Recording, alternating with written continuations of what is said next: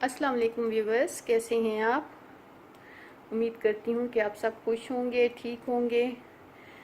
अगर आपको कोई परेशानी है, अगर कोई तकलीफ़ है तो मेरे चैनल को देखिए और इंशाअल्लाह आपको मेरे चैनल से आपकी हर परेशानी का हल मिलेगा इंशाअल्लाह। मेरे बताए हुए वजीफ़े पर अमल करें और देखें आपकी मुश्किलें कैसे नहीं भागती।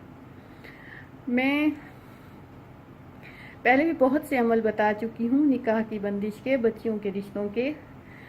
एक और नहायत ही मुजरिब अमल आपको बता रही हूँ और मेरी दुआ भी है और मेरा यकीन भी है इंशाअल्लाह मेरे बताए हुए तरीके के मुताबिक पढ़ेंगे तो ज़रूर अल्लाह पाक उस करम फरमाएंगे।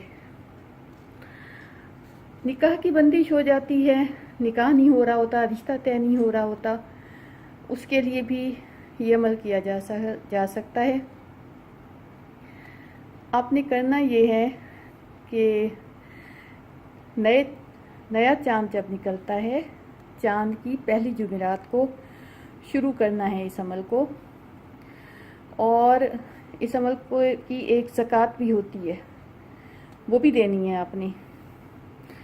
और इसको 41 दिन तक बिला नागा करना है।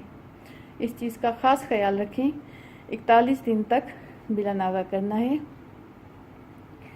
अमल शुरू करने से पहले आपने हस्ब तौफीक सदका देना है और इस दौरान में आपने अपने पास संदल और लोबान सुलगा कर अमल शुरू करना है।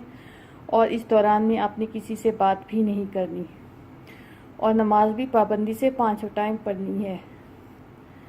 और ये करना है कि जमाली और जलाली बातों से परहेज़ करना है। अव्वल आखिर 11-11 मरतबा दरूद पाक पढ़ें